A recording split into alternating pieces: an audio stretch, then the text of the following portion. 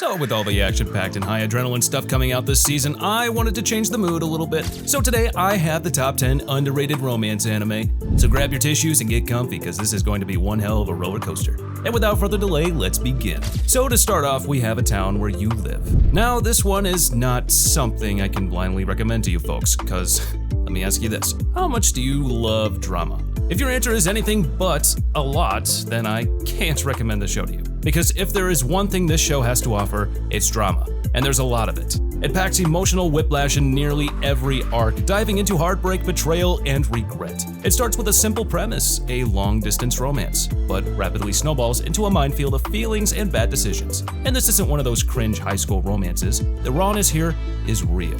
When the pain hits, it hits like a truck trying to send you to a parallel world. It's emotionally messy in a way most high school romances avoid. The characters don't always make likable choices, but they make real ones. It doesn't wrap anything in a neat bow, and that's what makes it stick. But here's the catch. The melodrama is exhausting. Misunderstandings drag out for too long and key developments come out of nowhere.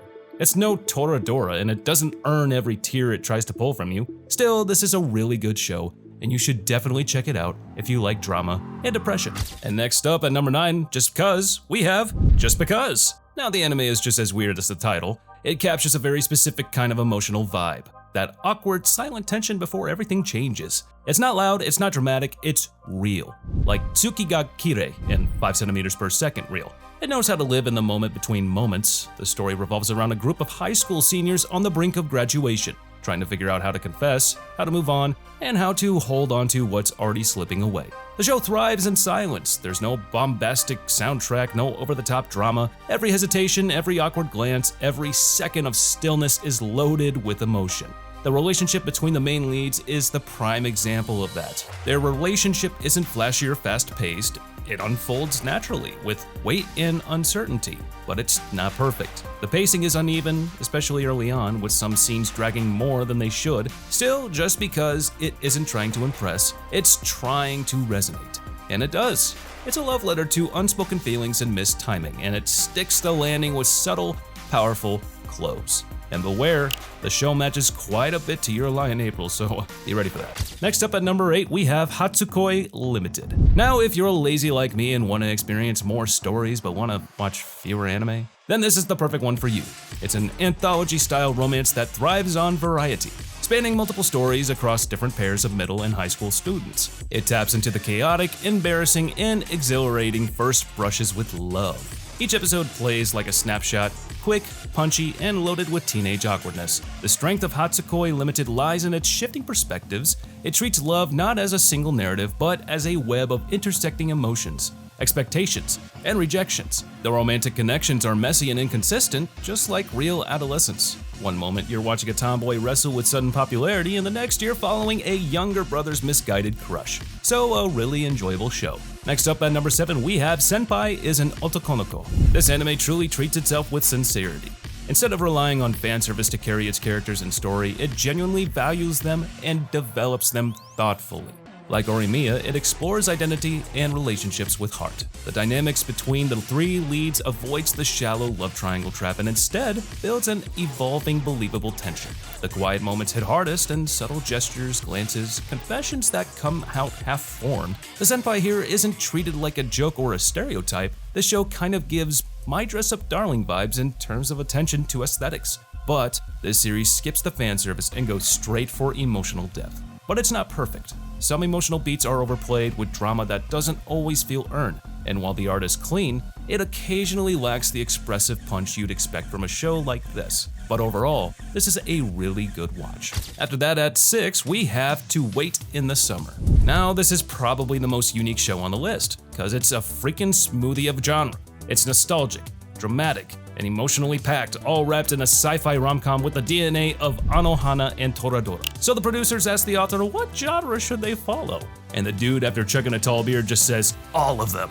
But the core romance between the 2 main leads is earnest if a bit naive. Their interactions carry the adolescent weight where every word feels like a confession and every misunderstanding is the end of the world. There's a similar energy to Orange, where you want to protect these characters from the pain they're clearly barreling toward. The love triangle, or really, love polygon, is messy, but surprisingly well handled.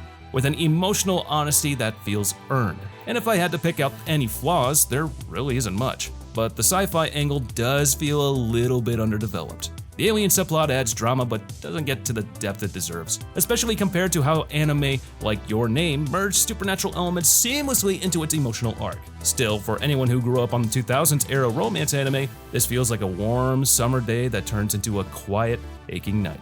Next up at number 5, we have Iroduku, The World in Colors. Forget about everything else, this show is a visual poetry. Every frame drips with atmosphere as if Violet Evergarden and the Garden of Words had a love child raised on melancholy and magic. And although I might be exaggerating while comparing it to Violet Evergarden, still it's a masterclass in aesthetic, soft palettes, glowing lights, and some of the most emotionally loaded use of color in recent anime. At its core, it's a coming-of-age story about a girl who sees the world in grayscale, literally and emotionally. Time traveling back to meet her grandmother as a teenager, she gets pulled into a friend group reminiscent of Anohana, quiet, genuine, and vulnerable. The group dynamics never feel forced. There's an orange-like emotional undercurrent running through every scene, especially as the main character slowly begins to reconnect with color and emotion through her relationships and her art. The show doesn't rely on melodrama, its biggest moments come in stillness. A shared glance, a quiet confession. A shared glance, a quiet confession, and a shift in tone or hue. Next at number 4, we have the Kawaii Complex Guide to Manners and Hostile Behavior, a romance anime set in a high school.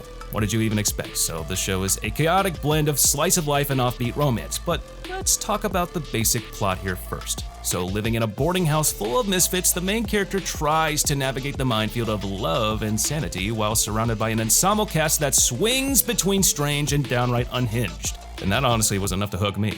And as for the other characters, the love interest is refreshing in her introversion. Her quiet, book-loving demeanor has shades of Yuki from Haruhi Suzumiya, but with more emotional vulnerability buried beneath her calm surface. The interactions between her and Usa build gradually without ever feeling forced or melodramatic, and the comedy is actually gunny and refreshing. But there are some flaws in that aspect. Sometimes the gags go too far, undercutting emotional moments or dragging scenes into absurdity when subtlety would serve better. Still, Kawaii Complex is one of those rare slice-of-life shows that manages to stay memorable without leaning on high-concept gimmicks. It lives and dies by its characters, and most of the time, they're worth the chaos. Then at number 3, we have Kokoro Connect. This anime goes places most school club anime wouldn't dare. What starts as a familiar setup, 5 students in a mysterious cultural research club, quickly turns into a psychological minefield. Supernatural phenomena force the group to confront their deepest insecurities, twisting emotional intimacy into something raw and relentless. It's the melancholy of Haruhi Suzumiya meets Ray Zero, without the time loops, but with just as much chaos. Each arc introduces a new supernatural twist, body swapping, emotion leakage, time regression, and each one strips the characters down a little further. The emotional damage is real, especially in the Heartseed arcs, where the stakes aren't physical but psychological. It's a series that feels closer to Steins Gate or Erased in how it explores identity, trauma, and self-worth. But the show does hit some bumps. The pacing is inconsistent, especially in the later arcs. Some characters don't get as much development as others, and a few plot points feel rushed. The final arc, while ambitious, doesn't land with the same force as the earlier emotional peaks, and that's mainly due to some drama behind the scenes at the studios. But still, is an awesome show. After that, at the second spot, we have Insomniacs After School. Now, I'm certain that 90% of all anime is about teenagers and high schoolers, but only a few anime capture the emotional silence of adolescence like this show. It carries the stillness of Your Lie in April, and the emotional beauty of March Comes In Like a Lion, all under a sky full of stars. It's slow, but purposefully so.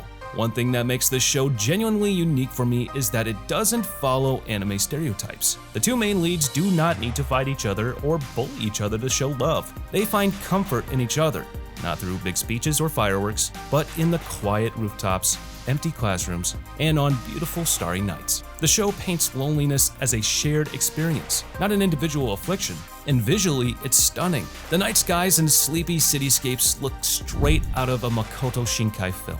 But even with all the wholesome stuff said, the pacing does falter at times. Some episodes feel like they're going nowhere, especially mid-season, but that's just me nitpicking. And at the top spot of today's list, we have Skippin' Loafer. Now, this is probably one of the best romance shows that has come out in recent years. and this show is literally a gem in the coming-of-age slice-of-life space. A show that brings sincerity back to high school anime.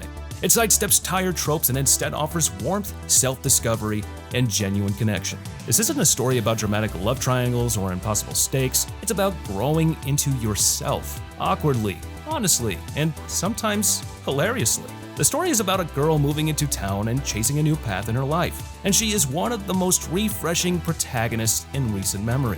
Bright-eyed, awkward, and brimming with good intentions. She's like a younger version of Sawako from Kimi ni Todoke, but with more forward drive and less crippling shyness. Her chemistry with the effortlessly chill Sosuke brings a comforting balance. He's not the aloof, cool guy stereotype, he's kind, supportive, and quietly carrying his own emotional baggage. So if you still haven't watched this show, what are you doing with your life? You have to go see this one. Alright, well that's the list for today, guys. If you were able to make it this far, please be sure to comment down below on which anime you think should have been on this list. And also, if you've been here a while but aren't subscribed to the channel, what are you doing? Subscribe! And also, while you're at it, don't forget to press on that bell icon. It set us all to be notified about all our latest new videos. And hey, if you like this video, maybe go ahead and click that thumbs up for us. It really helps us out a lot. But as for now, I'll catch you later. See you in the next one.